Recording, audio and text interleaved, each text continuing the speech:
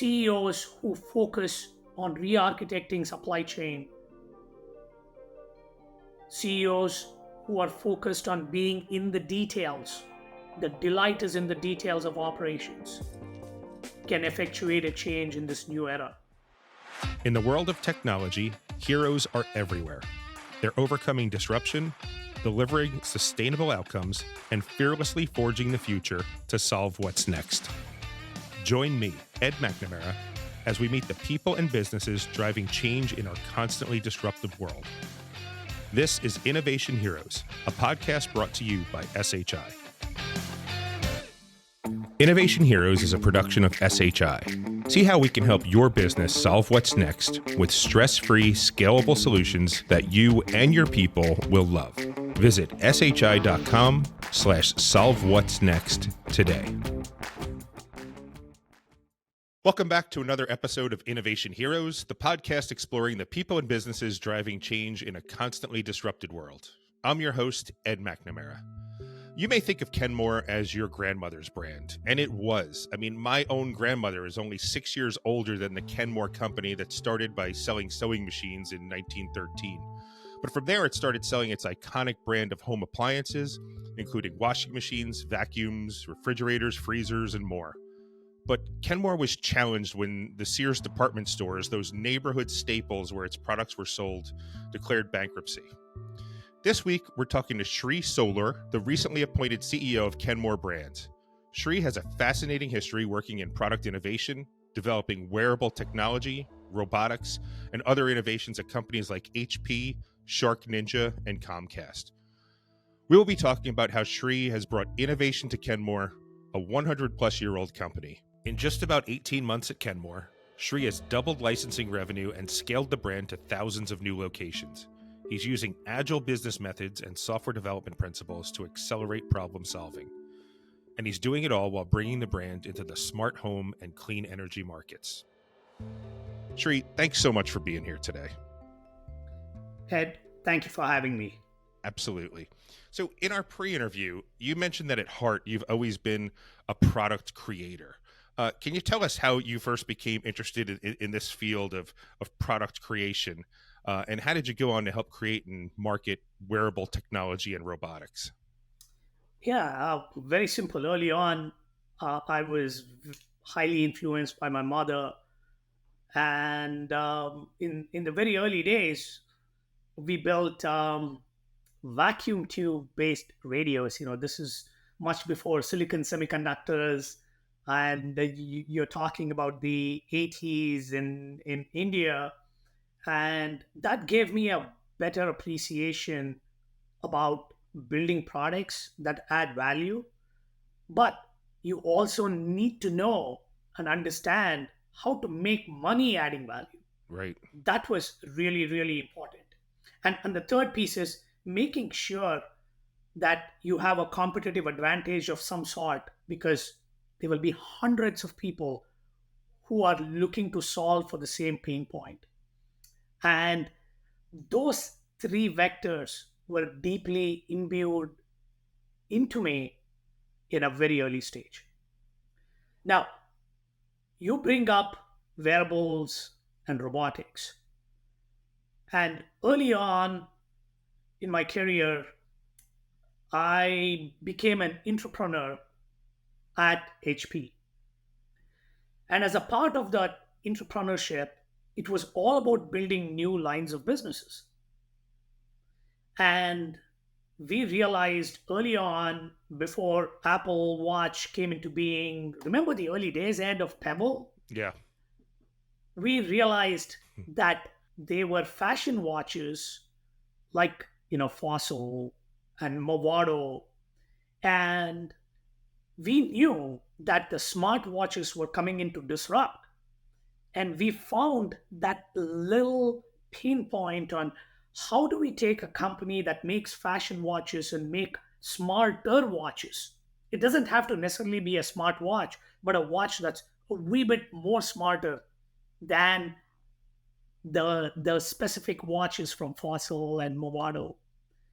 And we built an array of products, smart products for Hugo Boss, Juicy Couture, Ferrari, Coach, Titan, and some of the really, really well known brands, not just in the United States, but in Europe and in Asia. So that gave me a better understanding of understanding the brand specific idiosyncrasies associated with products and building products that are brand compliant. And then we move that to the next stage. You have IoT based products. Wearables are IoT, but when you have IoT on wheels, it becomes robots. Right. And it was just a natural extension to build robots for brands like Shark. And then I went on to build industrial robots for Berkshire Grey. So that's been my journey, when it comes to product. I thanks for sharing your initial story. I love the vacuum tube radios. So I'm coming to you from Central New Jersey now, and whenever possible, by law, by New Jersey law, I have to make a Bruce Springsteen tie-in to everything. And he actually talks quite fondly about being a child and going and finding old discarded radios with his grandfather and fixing them up and then selling them back to people. So if you get a chance to check out the Broadway show, he did that exact thing as a kid, and he said the fascination with the sound coming through those tubes and bringing that information to other people was something that stayed with him forever, obviously. So I had to share that by law. I don't want to be out of Yeah. compliance here in New Jersey, but I really love that beginning there, and I can already Oh, see when you were talking about developing the wearables for Hugo Boss and Coach and Titan, some established brands. That's like I'm already seeing a theme develop here in terms of what you've been doing with Kenmore. So I guess that begs the question. You kind of had an outsider's perspective on the Kenmore brand. What were your first impressions of the company when you were first approached about taking over the top spot? Two things. One, it's a really, really well known brand. So um, bear with me as I explain this. Sure. It's a really well known brand. It's a household name. So I was really happy that someone would even consider me for this job. The second one is I'm a first time CEO, Ed, Mm. and I have to be like, oh my God, this is such a big role in terms of I'm being handed this brand and I'm the custodian, I'm the guardian, I'm someone who will have to nurture this brand for the next few generations, right? I have to set it in such a stage that this is going to last for the next 100, 200, 300 years. Right. So my point of view there was I was afraid and excited at the same time. I mean, it's a lot of responsibility. This brand is associated with Americana and literally generations. So I can absolutely appreciate it, and what a place to take over your first time in the CEO chair. Yeah.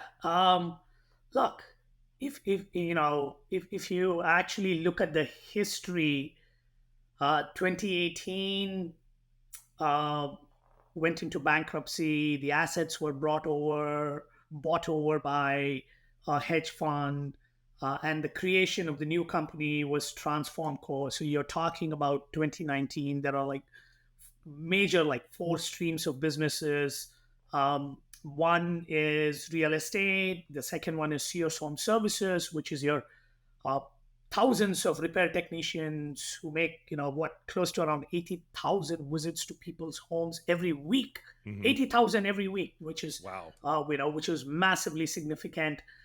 Then you have the brands like Kenmore and Die Hard that I'm responsible for, and there is also a fintech component called Shop Your Way. So it's think of this as like a conglomerate, and I'm one of the CEOs in this conglomerate responsible for the brands. And that was in 2019, and I took over as the CEO, like a year and a half ago. Ed. Right. So In terms of the bankruptcy of Sears, the department store, it must have been a huge inflection point for Kenmore. Can you tell us, what was the state of the brand when you started as CEO? I believe they had already come through, the Sears had come through that bankruptcy. And what challenges did you face at that time? Uh, Number one, Kenmore was a house brand, which was not externalized other than Amazon. So, to give you an example, if you wanted to buy a Kenmore product, you had to go into Sears. Mm, And that was one way of maintaining footfalls into the Sears stores, right? That was one of the draw. But that's a double-edged sword. Now, after the company went through bankruptcy and the number of Sears retail locations started to close, the Kenmore business started to fall because mm, it was directly tied to the retail locations. The company started to externalize the brand. And when I say externalize the brand, which means selling outside the Sears footprint in 2020. But, Ed, very few people know this. Kenmore products were created by well known manufacturing companies hmm like Whirlpool, like Electrolux, like LG. And what I'm trying to highlight is when a company goes through bankruptcy and comes back out, and Kenmore had a massive market share. Now, if those brands that were manufacturing the products held back supply, they would gain because their brands would do really, really well. Wow. So, if Kenmore products were being sold in, let's say, on Amazon, and they were products from other manufacturers who have their own house brand are being sold in Amazon, and if the Kenmore product was made by those companies, think about the dynamics. If they held back supply, they would gain market share. Wow. So, what is really interesting is when I took over the helm of the company 18 months ago, hmm we had a supplier for refrigerator. hmm One. It would have been impossible for you to get a range, a dishwasher, a washer dryer in 2020. I'm sorry, in 2022. hmm So I came in and looked at the supply constraint and said, let's open up supply. But I could not go back to the usual suspects. And I say this, if you are good at supply chain, and I want to quote Professor Scott Galloway, and there was a recent article or where he highlighted that CEOs who focus on re-architecting supply chain, CEOs who are focused on being in the details, the delight is in the details of operations, Right. can effectuate a change in this new era. Yeah, he goes and says in the 1990s, if you were in marketing, you could become the CEO. hmm In a decade before that, if you were in sales, you would become the CEO. And he says in the new era, if you are in supply chain, if you are in engineering, if you are in the details, that's your path to being a CEO. And I can tell you from last year to this year, we have added and re-architected our supply chain completely. And I'm very happy to say that going into this year, you will be able to find Kenmore ranges, dishwashers, washer dryers, refrigerators of different kind in the marketplace. And all this in the last 18 months. And think about it. To build a product, the product life cycle, especially for major appliances, hmm is like 3 years or so. Right. Two, if you push it, but getting something done within a year is really, really excruciatingly hard. And I'm really grateful for the team that stepped up, that trusted us with the process. And that's number one. The second one is, if you walked into retail locations last year, and even if your life depended on it, Ed, it would be really hard for you to find a Kenmore product on shelf. And this year, Kenmore products are going to be available in 5,278 locations, including all Target and BJ's. And I can go on and on and on. Feeling overwhelmed by all the buzz? Think Gen AI might be a game changer, but don't know where to start? SHI has you covered. We're rolling out a new series of executive briefings and workshops focused on generative AI. These aren't just any briefings, they're your roadmap to innovation designed by technology experts you can trust. These 5 new offerings dive deep, exploring what AI runs in, what it runs on, and what it's used for.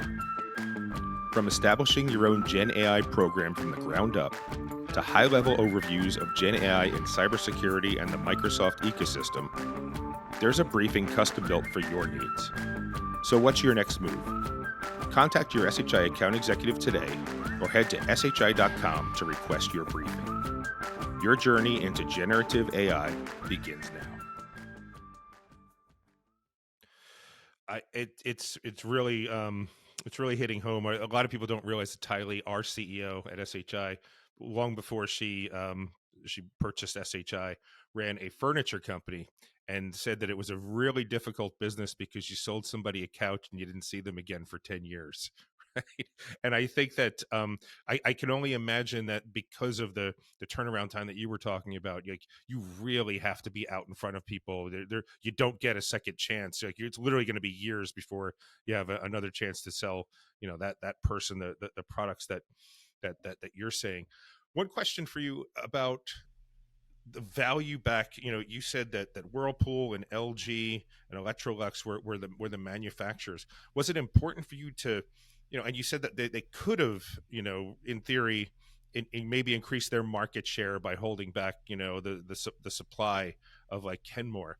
Like how in prioritizing what you needed to do, how important was it to sell your value back up to those suppliers, saying like, hey, like we're gonna don't think of us and Sears at the same time. Like think of Kenmore going forward, like to your suppliers. I mean, was that a priority? In a way, I wanted to attempt. There were other CEOs before me who had come in and taken that path of reinvigorating the traditional supply chain, Hmm. pre bankruptcy supply chains. And there was marginal success. And what I wanted to do was test the hypothesis of bringing on new emerging OEMs, hungry emerging OEMs into the fold.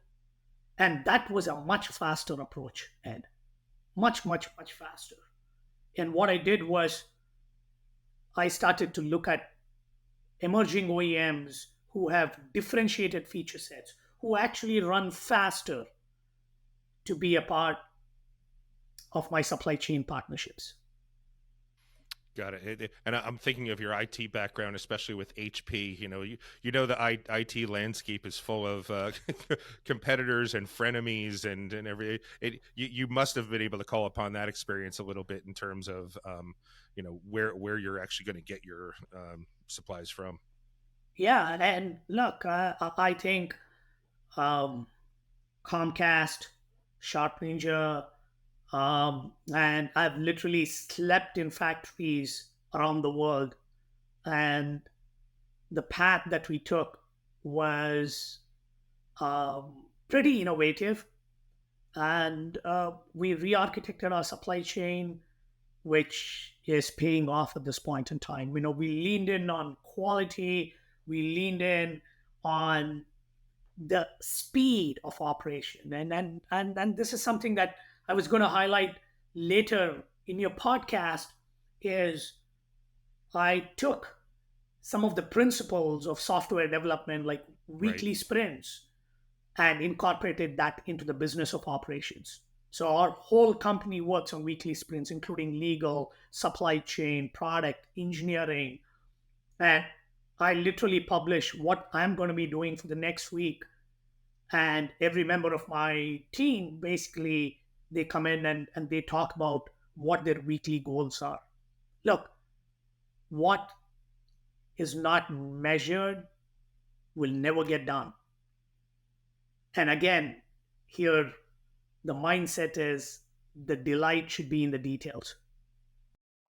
In terms of the speed at which this has happened, I mean, do you, I work at a company that has, private ownership, and I say private because it's it's not open to, we're not listed on Wall Street or anything like that. Do you think you had an advantage in terms of like the speed with which you could accomplish things based on your government governance structure? Yeah, look, it's very simple. If in addition to not being publicly listed, and we don't talk about sales and numbers, but I can tell you this. Um, Having the whole company on weekly sprints. In fact, I meet with the chairman of my board every week, every week. Hmm. So there are no surprises whatsoever.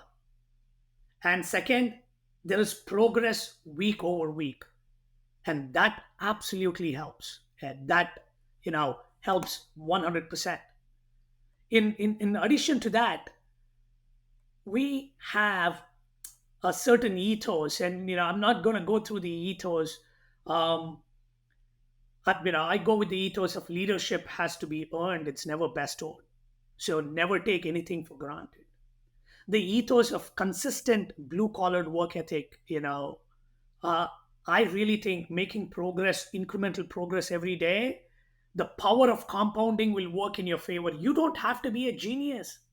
Every day, if you make small improvements, at the end of the year, the cumulative improvement that you bring forth will be so much greater than if you had hired geniuses. So I really believe in that consistent day to day improvement. In addition to relying on software development and the sprints, are there any other techniques you brought from the technical world, like to Kenmore? Simple, like making sure that you work on OKRs, right? And it's so common in the world of tech. We high tech. Everybody talks about OKRs. I'm a big believer in if you can't measure it, you can't manage it, and Right. it won't get delivered. Know your OKRs. Simply put, very clearly, you need to know what success looks like every day, every week, every month. That is another, like in addition to the weekly sprints, the simple technique of OKR really, really works. The third thing that we incorporated in Comcast and to a certain extent in HP was what we call as black box thinking. And black box thinking is highlighting failures so that everyone can learn from them and it never ever happens again.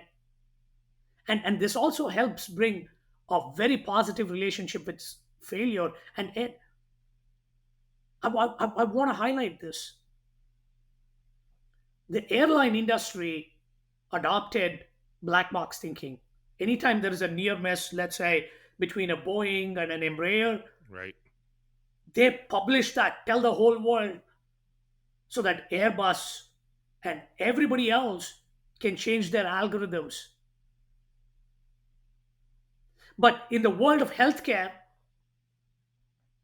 they tend to hide, afraid of lawsuits. Right. If you see, flying has become so safe, and black box thinking, that this book um, uh, called Black Box Thinking highlights that, and we incorporated that methodology very early on in the world of tech.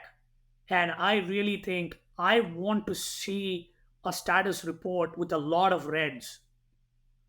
And I think there is another industry that does this really well, the Four Seasons Hotel.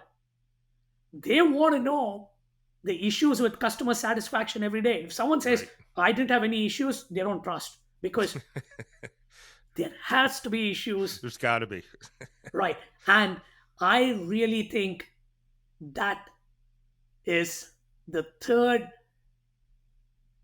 methodology that I brought along with me from the world of tech, and that really makes a difference. So weekly sprints, black box thinking, and finally OKRs. Because if you can't measure it, you can't manage it, and it won't get delivered. Like I keep telling that to myself, like every day.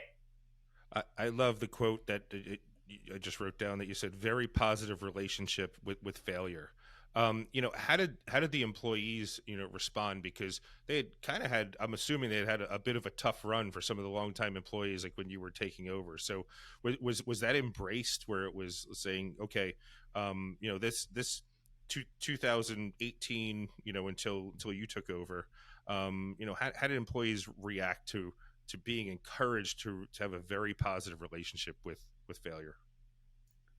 Look, when you take an approach of leadership has to be earned and it's not bestowed, you have to earn your leadership. That means you got to earn the respect and trust of your team.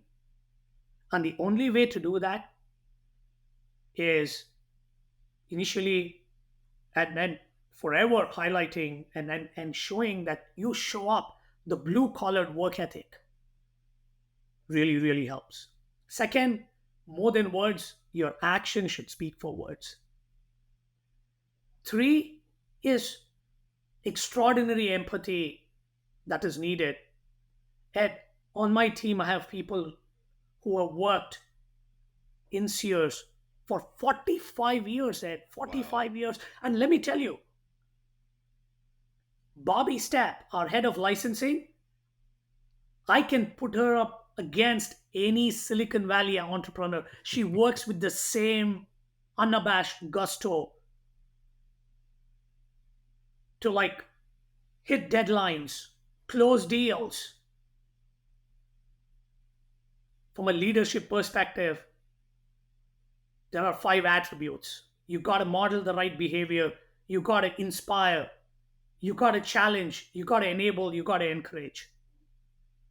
And we focused on making sure that in addition to challenging the team, we spent an equal amount of time inspiring, enabling, and encouraging. And that was the behavior that we modeled. And I'm very happy to say that my team is definitely a startup team. Hmm. Yeah, that's you if you don't lose that's just such a valuable thing that culturally that just permeates through. And you said model, inspire, challenge, um, Enable, encourage. enable, and encourage. It's outstanding. So in terms of I was going to ask you how. So that's the first answer to this question. How were you able to double sales and expand the brand to thousands of new locations? But that model should certainly didn't hurt. But there were some real logistical challenges too. How did you go about doubling those sales and expanding the brand? Yeah, I we don't talk numbers, and I just want to highlight what we focused on is identifying the core of the problem is first unlocking supply. The second thing that we focused on is our licensing business. And then when you're talking about doubling, I'm talking about the licensing business doubling. And I give you an example of Bobby, who is 45 plus years with Sears, who is actually heading it. And she's the one who's killing it, Hmm. hitting it out of the park. Right? So that's just to give you an example, because the framework for leadership here There are three things there: growth mindset. So being extraordinarily curious, we embrace and nurture the learning culture, asking the second derivative, third derivative, fourth derivative questions. So that's a growth mindset, which is the G. The second one is being authentic. And the third one, I don't know if this comes across, but being truly passionate about what you're doing. They had Absolutely. so many opportunities to abandon the ship. They did. They stayed back, they pushed the limits, and that's a culture what I call as a gap culture: growth mindset, authentic, and passionate. Gap culture. Got it.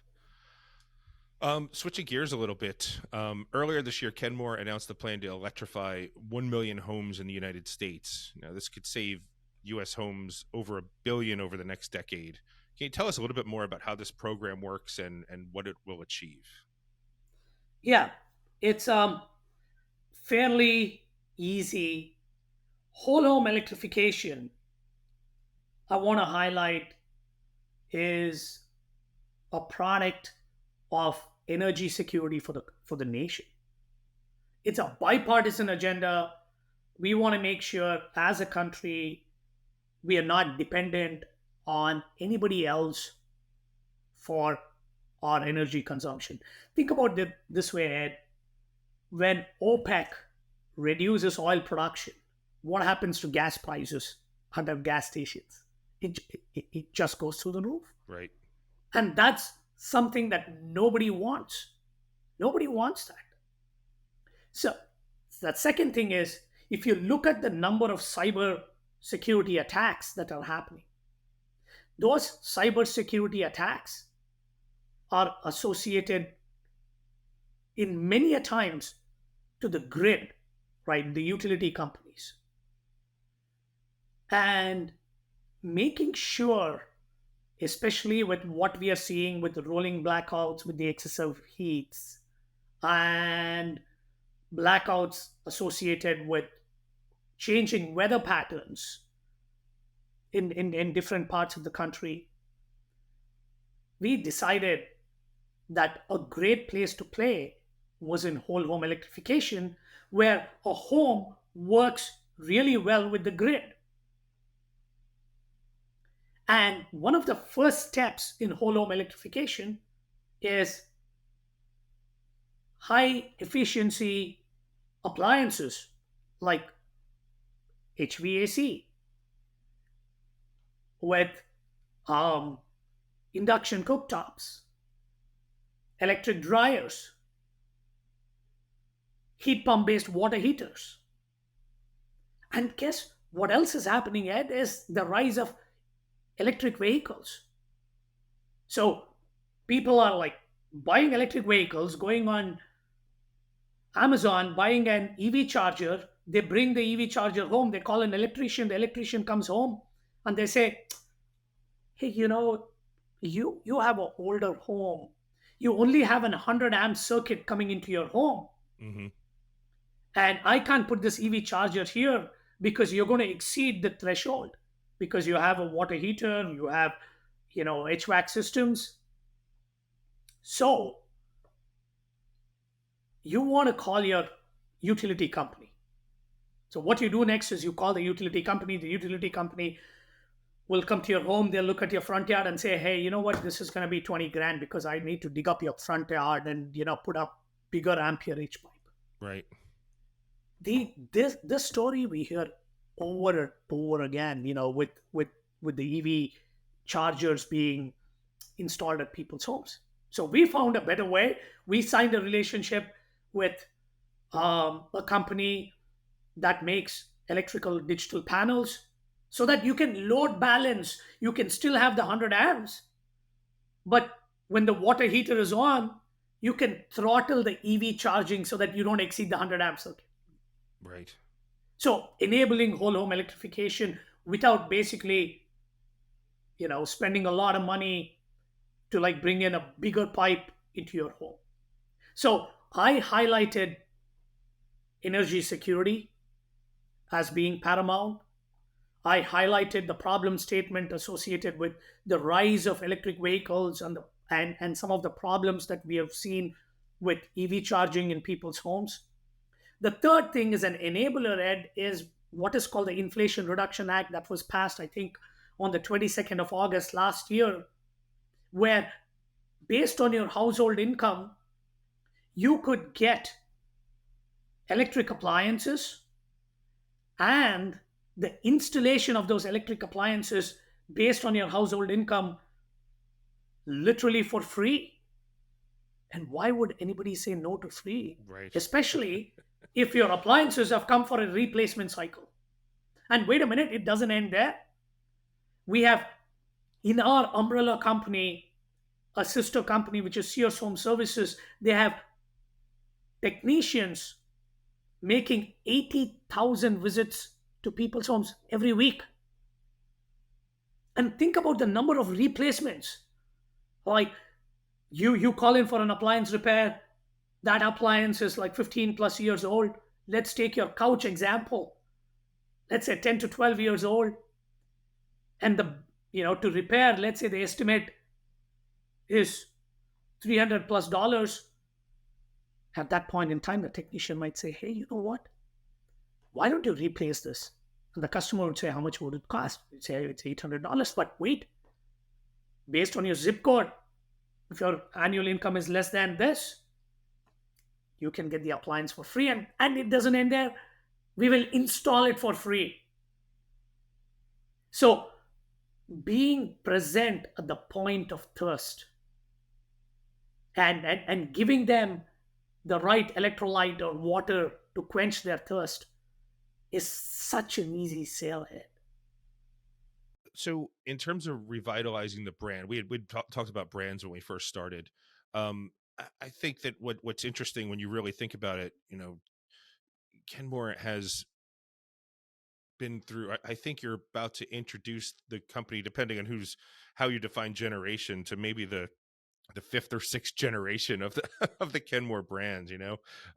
How do you just continue to make it appealing to the younger generation, and what makes that brand's identity successful as the next generation become the decision making consumers?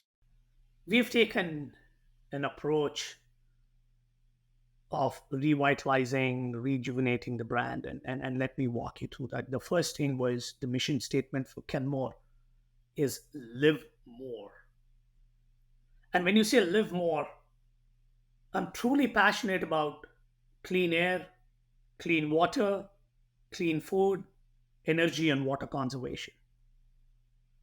We are living in a world where there are wildfires.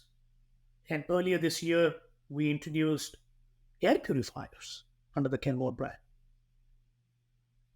And in terms of energy, we earlier spoke about the whole home electrification and decarbonization.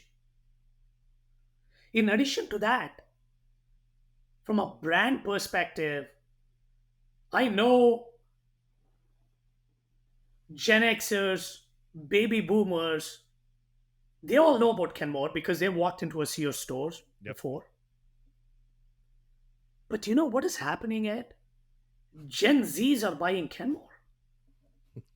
And I was scratching my head. And as in my conversation with one of our partners on why Gen Zs are buying Kenmore, it's because you highlighted that earlier. It reminds them of their grandmother's cooking. Right. You can't take that nostalgia aspect away. And then there is a modern twist, whole home electrification, decarbonization, that basically plays to the rising tides that the younger generations, the millennials and the Gen Zs, really, really appreciate. And then the messaging of Kenmore equals live more is actually resonating in the marketplace. And human health span and longevity, if you look at it, it's about breathing clean air, eating clean food, getting exercise,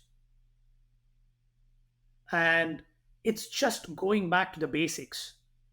And in my opinion, if we can enable our mission statement is help our customers or consumers lead better and g- better quality of life, and that seems to be resonating in the marketplace. So summary is affordable innovation for all, live more. There is a nostalgic component, remember grandmother's cooking. Yep. There is a modern twist associated with electrification and decarbonization, and we package that all together, as we deliver products at the point of thirst. And that's really really important. Absolutely. I work with just about everybody I work. I'm firmly Gen X, and everybody is that I work with is the generations that come next. And I do think they give an eye roll every now and then, but they are listening. And I think your product sales are showing that that is equating into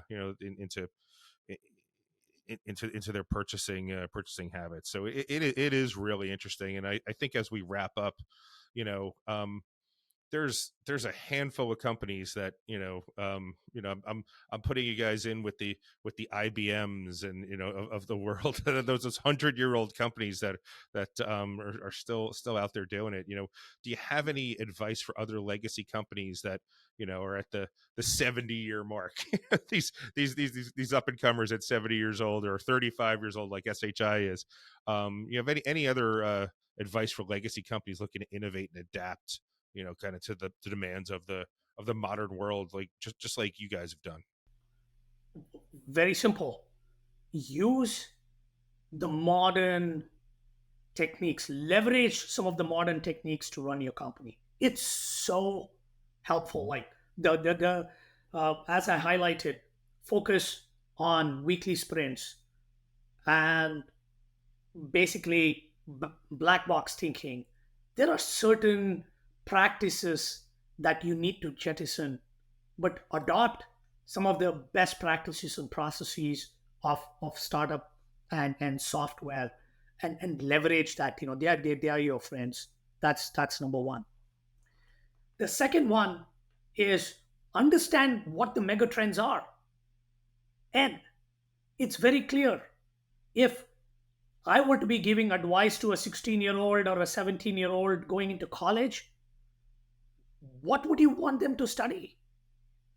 I can tell you very easily that they need to be focusing on human longevity because that's evergreen. Like, and there are lots of things there, biotech and computing. Um, the second one is anything to do with AI. Use AI as a friend. AI as a tool for productivity. So that's the second space. The third space is sustainability. That there is a growing exponential ramp up of products focusing on sustainability and climate tech, and understand the geopolitical dynamics, supply chain, as I highlighted. Hmm. That can be your competitive advantage. We are moving for the first time in the last 60, 70 years. The products are not going to get cheaper and faster because we are going through the deglobalization. Manufacturing is being reshored. So just knowing the megatrends and playing the megatrends to your advantage is the third thing. And the fourth thing, most importantly, Ed, it's my primary work ethic is never take more than you can give. Never take more than you can give. In any conversation, any walk of life, any product, deliver value and ask yourself this question. And you brought this up earlier, Ed. Would I let my mom buy this product with her own money? Right. The answer should be an overwhelming yes. A lot about the changes that you have enacted at Kenmore. I want to close it off by asking you, you came to the company, and did you see something where that Kenmore was doing? You said, you know what? We're never going to change that. We're always going to keep doing that. What comes to mind when I ask that question? Rejuvenating the brand every decade, Yep. from sewing machines to appliances to pioneering and being one of the early companies working with the EPA and Energy Star. There has been a spectacular array of phoenix moments for this company. And Ed, when I'm not working, I like to run, and I like to run on trails. And when you run on trails, at times you fall. And this is a classic example of, it's not how often you fall, but how quickly you get up and run that Right. defines you. Comebacks are always stronger than setbacks, and that is never going to change. I love it. Well, I'm looking at the clock, and we're running low on time. So I just want to remind everybody, we've been talking with Sri Solur, the CEO at Kenmore. When we think of innovation heroes, we often think of cutting edge startups, but innovation can happen anywhere. Sri, thank you so much for sharing how you've revolutionized Kenmore and brought it into the modern age, and for sharing tips on how other business leaders can innovate as well. And I just want to, again, thank you so much for your time and for being with us today. Thank you, Ed, for having me. Have a wonderful day. Thanks to our listeners for joining us. Please make sure to follow and subscribe to Innovation Heroes wherever you get your podcasts. Plus, new episodes are now available on YouTube. We'll be back with another inspiring hero in 2 weeks. Until then, I'm your host, Ed McNamara, and this is Innovation Heroes.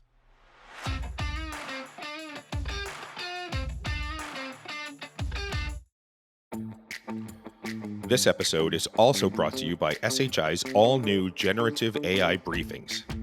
Uncover your roadmap to innovation with a series of briefings and workshops designed by our technology experts. Contact your account executive or visit shi.com to learn more about our all-new executive briefings for generative AI.